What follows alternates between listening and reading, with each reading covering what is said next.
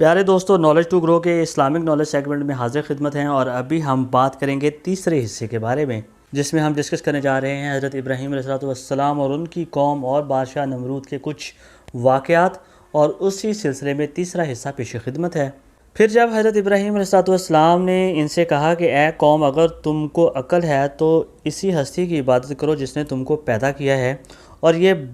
پتھروں کی بت پرستی چھوڑ دو کہ یہ کام بالکل فضول ہے اور عبث ہے، اور تمہاری ساری عمر کی عبادت کے باوجود بھی تم کو کوئی نفع یا فائدہ نہیں پہنچے گا۔ جب ان کافروں نے کوئی دلیل نہ بن سکی اور ہر بات میں وہ ناکام اور لاجواب رہے، تو مجبوراً ان کے سرداروں نے حضرت ابراہیم علیہ السلام کو مار ڈالنے کی تجویز دی، اور وہ تجویز انہوں نے نمرود کے دربار میں پیش کر دی تاکہ وہ اتفاق رائے سے منظور ہو جائے، اور چنانچہ بادشاہ نمرود بھی حضرت ابراہیم علیہ السلام کی بے باکی اور ان کو صحیح جواب دینے سے عاجز ہو چکا تھا، لہذا اس نے ان سرداروں کی تجویز کو عملی جامہ پہنانے کے لیے دوسری مجلس طلب کی، جس میں یہ طے پایا جانا تھا کہ حضرت ابراہیم علیہ السلام کو کس طریقے سے سزا دی جائے، کس طریقے سے مارا جائے، تاکہ ہمیں آئے دن کی شرمندگی اور ندامت سے نجات حاصل ہو۔ پھر کچھ یوں ہوا کہ کچھ ہی دن گزرے تھے کہ بادشاہ نمرود کی طرف سے قوم کے سرداروں کی طلبی ہو گئی، اور بہت ہی عجلت میں، جلدی میں یہ تجویز پہ بات ہونے لگی کہ حضرت ابراہیم علیہ السلام کو سزا کے طور پر کیسے مارا جائے، اور پھر کس طرح سے ان کی اس سزا کو عملی جامہ پہنایا جائے۔ ہر سردار نے اپنی اپنی رائے دربار شاہی میں پیش کی، اور تمام قوم کے سرداروں نے ہر تجویز پر نہایت غور و خوض کیا، لیکن ابھی صحیح نتیجہ پر نہیں پہنچ سکے تھے کہ ایک بہت ہی معمر اور ضعیف العمر سردار نے ایک تجویز پیش کی کہ ایسے مجرم کو عام لوگوں کے سامنے سزا دی جائے تاکہ قوم کا کوئی دوسرا فرد اس قسم کی کوئی حرکت نہ کر سکے۔ اس نے کہا، میری سمجھ میں تو یہ آتا ہے کہ ساری قوم لکڑیاں اکٹھا کرے اور بہت بڑے میدان میں جمع کی جائیں، ہر شخص اس کام کو اپنا فرض سمجھ کر کرے، اور تھوڑی تھوڑی محنت و مشقت اٹھا کر لکڑیاں جنگل سے لا کر اس میدان میں رکھ دے جہاں اس کو اکٹھا کیا جائے۔ جب کافی تعداد میں لکڑیاں آ جاتی تو لکڑیوں کو آگ لگا دی جائے۔ جب آگ اپنے شباب پر ہو اور شدید شعلہ مارتی ہو تو اسی وقت اس نوجوان کو کسی بلند جگہ سے منجنیق کے ذریعے اس میں پھینک دیا جائے تاکہ وہ پھر اس سے باہر نہ نکل سکے، اور قوم کے تمام لوگوں کو اس سے عبرت حاصل ہو۔ ساری قوم اور تمام وہ مجلس بشمول بادشاہ ضعیف العمر شخص کی اس بات پر فوراً متفق ہو گئے، اور حضرت ابراہیم علیہ السلام کو انہوں نے یہی طریقہ سوچا سزا دینے کا۔ قرآن پاک میں بھی ہے ترجمہ کچھ یوں ہے کہ ساری قوم نے بیک آواز کہا کہ اس نوجوان کو شعلہ مارتی ہوئی آگ میں جلاؤ اور اپنے اپنے معبودوں کی مدد کرو۔ اگر تم یہ چاہتے ہو کہ ہم اپنے معبودوں کو بچائیں تو پھر صرف یہی ایک تدبیر ہے کہ چلو جنگل کی طرف چلیں اور وہاں سے حت المقدور لکڑیاں لائیں تاکہ لکڑیاں کافی تعداد میں جمع ہو جائیں، اور جو تجویز پاس کی گئی ہے اس کو پایا تکمیل تک پہنچایا جا سکے۔ پھر وہ آپس میں کہنے لگے، ترجمہ کچھ یوں ہے، انہوں نے کہا کہ بناؤ اس کے واسطے ایک عمارت، یعنی چار دیواری پختہ، کہ چاروں طرف سے بھر لو اس کو لکڑیوں سے۔ یعنی تجویز یہ پیش کی گئی تھی کہ ایک بہت بڑی چار دیواری بنائی جائے اور اس کو مکمل طور پر لکڑیوں سے بھر لیا جائے، اور پھر اس لکڑیوں میں اس چار دیواری کے اندر جو محیط ہیں ان کو پھر آگ لگائی جائے۔ بادشاہ نمرود کے اس حکم کو پاتے ہی ہر شخص اپنے حوصلے کے مطابق لکڑیاں لا کر اس دیوار کے اندر چاروں طرف جمع کر دیتا۔ پھر جب ان میں آگ لگا دی گئی تو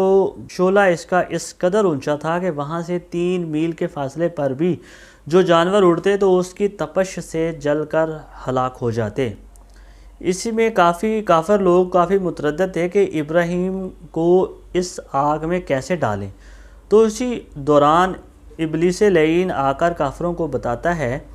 بولا کہ ایک اونچی جگہ تم سب مل کر بناؤ، اور انہوں نے پھر منجنیق کے کاریگروں کو بلایا اور اس کاریگروں نے منجنیق تیار کی۔ منجنیق کے اردو زبان میں معنی گوپھن کے بھی ہیں۔ روایات میں کچھ یوں بھی ہے کہ اس سے پہلے کبھی کسی نے منجنیق نہیں بنائی تھی اور نہ ہی کسی نے دیکھی تھی، اور یہ چیز ابلیس لعین نے دوزخ میں دیکھی تھی، اور خاص طریقہ کے مطابق دوزخیوں کے لیے یہ استعمال کی جائے گی، اللہ نے بنا کر رکھی ہے، کیونکہ جب دوزخی کو دوزخ میں ڈالا جائے گا تو اسی طرح منجنیق میں رکھ کر ڈالا جائے گا۔ اور جب حضرت ابراہیم علیہ السلام کو اس منجنیق میں رکھ کر اس شعلہ مارتی آگ میں ڈالا گیا، اور اس سب ملعون نے منجنیق کو درست کر کے جب ٹھیک ٹھاک کیا، تو اسی وقت اللہ تعالیٰ کی بارگاہ سے آواز آئی کہ اے جبریل امین، آسمان کے تمام دروازے کھول دو تاکہ سب فرشتے خلیل اللہ کو دیکھیں کہ دشمن کے ہاتھ میں نے دے دیا، اور میں نے یہ دیکھنا چاہتا ہوں کہ دشمن نے خدا ہمارے خلیل کو کس طرح جلاتے ہیں۔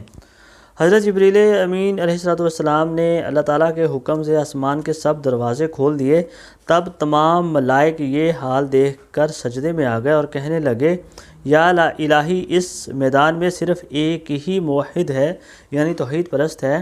جو تیری عبادت کرتا ہے اور ہر وقت تیرا نام پکارتا ہے، اور ہر وقت اس کی زبان پر تمہارا نام جاری رہتا ہے۔ اس کو دشمن کے ہاتھ میں تو نے ڈال دیا اور وہ اس کو آگ میں جلاتے ہیں۔ اسی وقت اللہ تعالیٰ کا حکم ہوا کہ اے فرشتوں، تم اگر چاہتے ہو تو اس کو امان دو۔ ابلیس نے منجنیق کو درست کر کے 400 رسیاں اس میں لگائیں۔ ایک وزیر نے نمرود کو کہا کہ اپنا پیراہن بھی اس کو پہنا دو، یعنی اپنا پیراہن بھی ابراہیم علیہ السلام کو پہنا دو، کیونکہ اگر وہ نہ جلے گا تو لوگ کہیں گے کہ ابراہیم اپنے پیراہن کی برکت سے نہ جلا۔ تو یہ صلاح بھی ٹھیک ٹھہری، اس پہ عمل کیا گیا، اور نمرود نے اپنا پیراہن بھی پہنا دیا اور ہاتھ پاؤں کو باندھ کر منجنیق میں رکھا گیا، اور 400 آدمیوں نے مل کر یک بارگی میں زور لگایا، مگر منجنیق اپنی جگہ سے نہ ہلی۔ اور ابراہیم علیہ السلام کے باپ آزر نے بھی آ کر کہا کہ مجھے بھی ایک رسی دو تاکہ میں بھی اس کو کھینچوں، اگرچہ وہ میرا فرزند ہے لیکن ہمارے دین کا مخالف ہے، اور وہ ایک رسی پکڑ کر اس کو کھینچنے لگا۔ حضرت ابراہیم علیہ السلام نے جب اپنے باپ کو منجنیق کھینچتے ہوئے دیکھا تو کہا، یا الہی، میرا باپ بھی میرا دشمن ہے، اے میرے خدا، میں آج سب سے بیگانہ ہوں، سوائے تیرے مجھے کوئی پناہ دینے والا نہیں ہے۔ پھر 400 آدمی مل کر اس منجنیق کو کھینچتے تھے، اور اس میں ابلیس لعین خود بھی شامل تھا، لیکن وہ کھینچ نہیں پا رہے تھے، منجنیق کو اٹھا نہیں پا رہے تھے۔ تب ان لوگوں نے کہا کہ آخر پھر کیا ہوگا؟ شیطان نے ان کو ایک پھر راہ بتائی کہ تم سب کو میں ایک ایسا عمل بتاتا ہوں کہ اگر تم وہ عمل کرو تو اس کے بعد منجنیق اٹھانے اور منجنیق کے ذریعے اس نوجوان کو آگ میں ڈالنے میں کامیاب ہو جاؤ گے۔ تو لوگوں نے کہا کہ ہاں، ہمیں بتایا جائے کہ وہ کون سا عمل ہے۔ ابلیس لعین نے ان کو زنا کی ترکیب دی۔ وہ ترکیب کے مطابق لوگ زنا کرنے لگے، اور 40 مردوں نے 40 عورتوں کے ساتھ زنا کیا، اور ان کی اس کبھی عمل کو دیکھ کر فرشتے آسمان کی طرف لوٹ گئے، جو کہ حضرت ابراہیم علیہ السلام کی مدد کے لیے آئے تھے۔ پھر اس کے بعد انہوں نے منجنیق کو اٹھایا اور اٹھا کے حضرت ابراہیم علیہ السلام کو آگ میں پھینکنے میں اپنی اس کبھی عمل میں کامیاب ہوئے۔ پھر جب آگ میں ڈالا جا رہا تھا تو اسی دوران حضرت جبرائیل علیہ السلام 70,000 فرشتوں کو لے کر ان کے پاس آئے، یعنی حضرت ابراہیم علیہ السلام کے پاس آئے، اور ان سے کہا کہ اگر آپ چاہتے ہیں تو میں ایک پر ماروں اور یہ تمام کی تمام آگ دریائے محیط میں ڈال دوں۔ حضرت ابراہیم علیہ السلام نے کہا کہ اے جبرائیل علیہ السلام، اے جبرائیل، یہ بات اللہ تعالیٰ نے فرمائی ہے یا نہیں جو آپ مجھ سے کہہ رہے ہیں؟ اور اے جبرائیل، جو خالق برحق نے فرمایا ہے تم وہی کرو، چونکہ میں اسی میں خوش ہوں جس میں میرا رب خوش ہے۔ حضرت جبرائیل علیہ السلام نے کہا کہ اے حضرت ابراہیم خلیل اللہ، تمہارا کیا مطلب ہے؟ فرمایا، کچھ مطلب نہیں، لیکن میں یوں کہتا ہوں کہ تم سے کوئی حاجت میری نہیں ہے۔